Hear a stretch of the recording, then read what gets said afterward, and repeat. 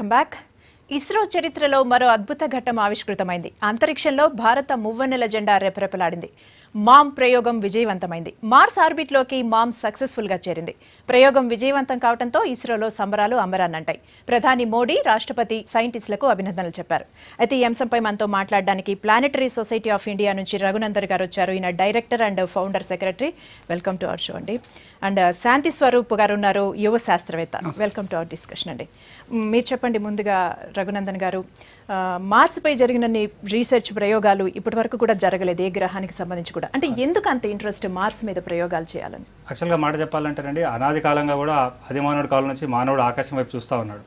అలా చూస్తున్నప్పుడు ఈ యొక్క ఆధునిక శాస్త్ర వైజ్ఞానిక శాస్త్రానికి బీజాలు పోసిందని చెప్పి ఐక్యరాజ్య సంఘం చెప్తా ఉందండి. సో అలా చూస్తుండగా ఏమైందంటే, ఈ విషయంలో ఇంకెక్కడైనా జీవం ఉందా, ఇంకెక్కడైనా భూమి లాంటి గ్రహం ఉందా అనేది ఆ ప్రశ్నలు అనాదికాలంగా వస్తూనే ఉంది. అది రాజరిక కాలంలో ఒకరి మార్పు, తర్వాత ఇప్పుడు ఆధునిక కాలంలో ఇప్పుడు మనం ఆలోచిస్తుంది ఏంటంటే, మరి ఎక్కడైనా జీవం ఉందా అనే ఒక ఆలోచన. అట్లాంటి ఆలోచనకి అనుగుణంగానే 1960లో మనకి 60లలో మనకి ఈ మార్స్ మిషన్స్ మొదలైందండి. అయితే మొట్టమొదటిగా రష్యా వాళ్ళు ప్రయత్నం చేశారు, తర్వాత నాసా వాళ్ళు చేశారు, తర్వాత మిగతా దేశాలు చేశారు. అయితే రష్యా మనం తీసుకున్నట్లయితే దగ్గర 9 సార్లు ఫెయిల్ అయితే కానీ 10వ సారి వాళ్ళకి అవకాశం సక్సెస్ కాలేదు. అదేవిధంగా నాసా కూడా మొదటి 2 ప్రయత్నాలు, అంటే ఫ్లై బై మోడ్ ఇంకా ఆర్బిటర్ మిషన్ 2 కూడా ఫెయిల్ అయినాయి. అది కాకుండా మనం తీసుకున్నట్లయితే జపాన్ వాళ్ళు మిషన్ పంపించారు, అది దారి మధ్యలో దాని ఇంధనం అయిపోయింది.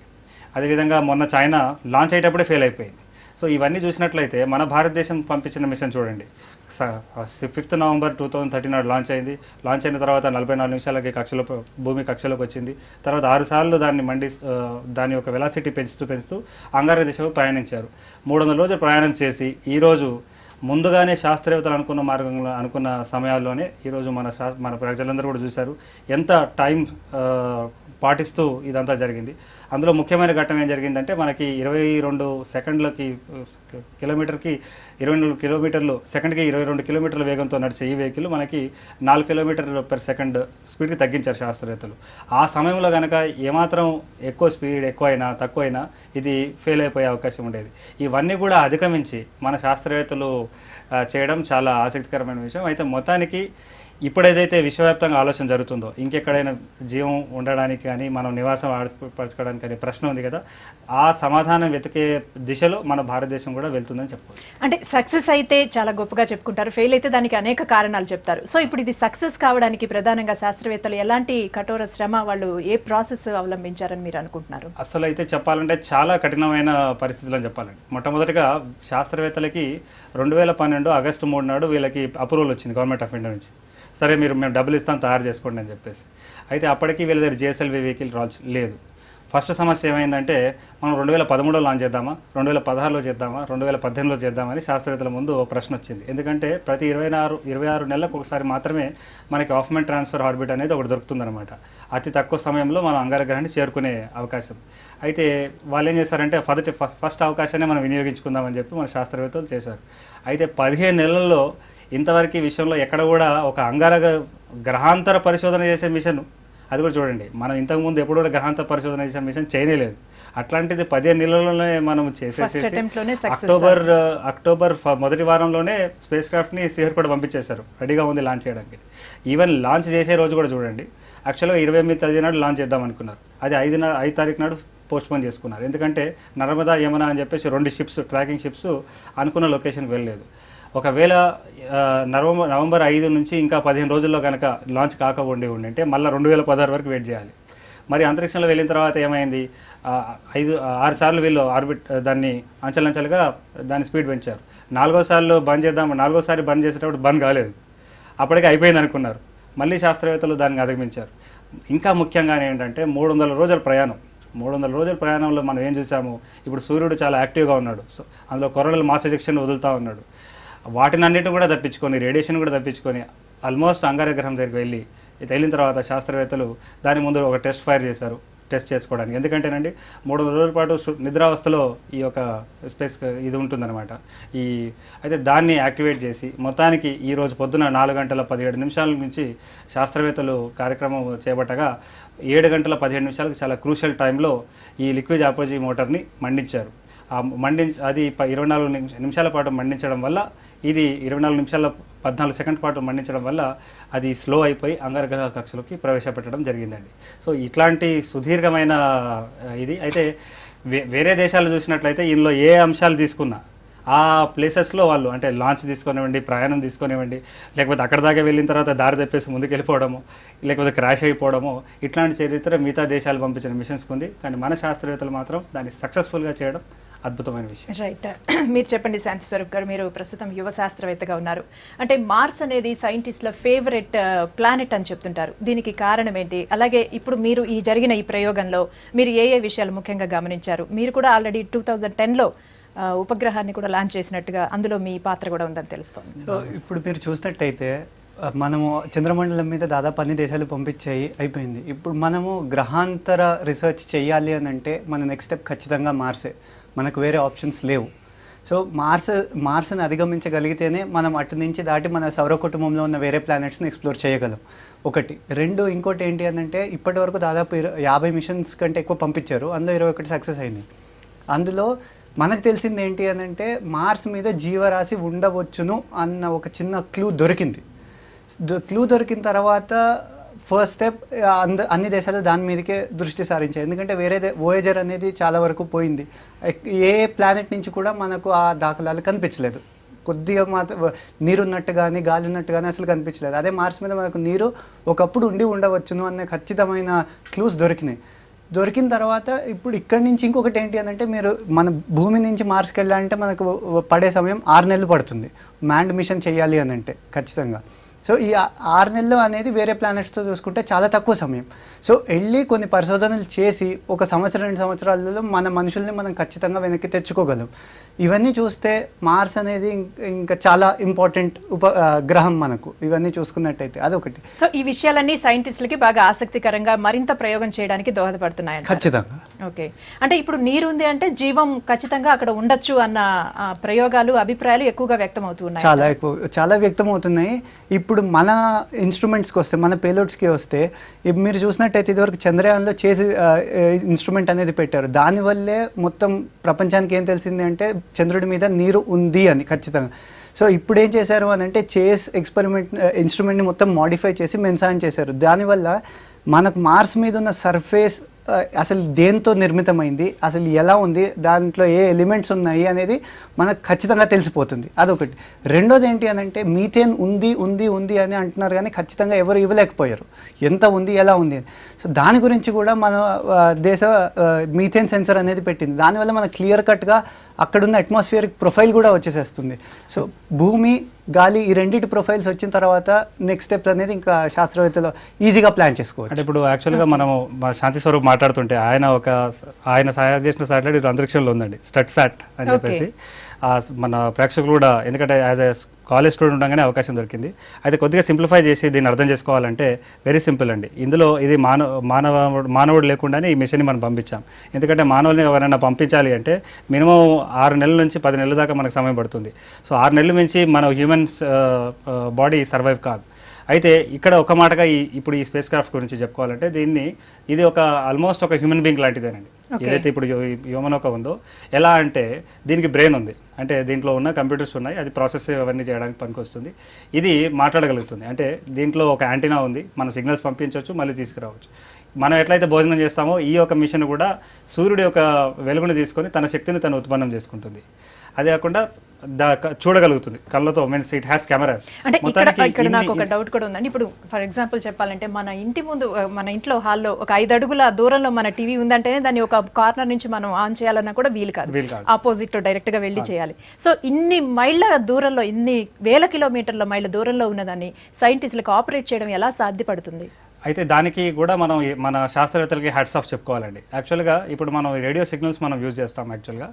అయితే దీనికి చాలా పెద్ద పెద్ద డిషెస్ ఉంటాయి, డిష్ యాంటీనాస్ ఉంటాయి. అయితే ఇంకో ఆసక్తికరమైన విషయం ఏంటంటే చంద్రయాన్-1 మనం తయారు చేసాం. చంద్రయాన్-1 వల్ల చంద్రుడి మీద నీరుందని ధృవీకరించాం మనం.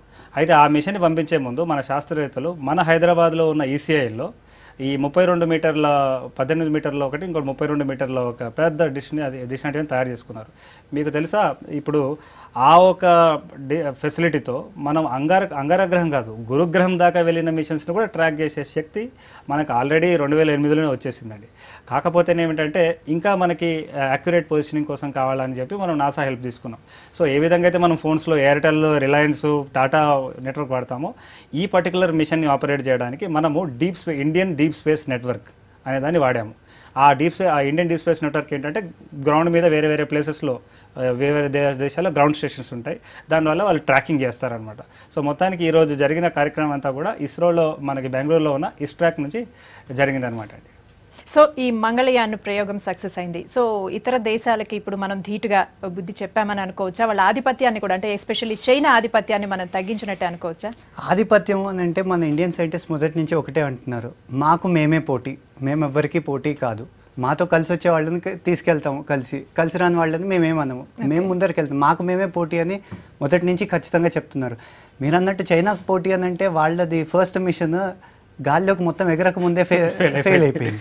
అదే మనము మన ఫస్ట్ మిషన్ ఒకటి, రెండోది మన ఈ మంగళయాన్ బడ్జెట్ వాళ్ళు తీసిన ఇంగ్లీష్ వాళ్ళు తీసిన అవతార్ సినిమా కంటే కూడా తక్కువే. సో మన లాంటివి 9 మిషన్లు చేయొచ్చు నాసా వాళ్ళు పెట్టిన బడ్జెట్ మీద, వాళ్ళు పెట్టిన బడ్జెట్ మీద. సో మనకు బడ్జెట్ చూసుకున్నా, మ్యాన్ పవర్ చూసుకున్నా, టైం చూసుకున్నా అన్నీ మనం ఖచ్చితంగా ముందుండే చేసాము.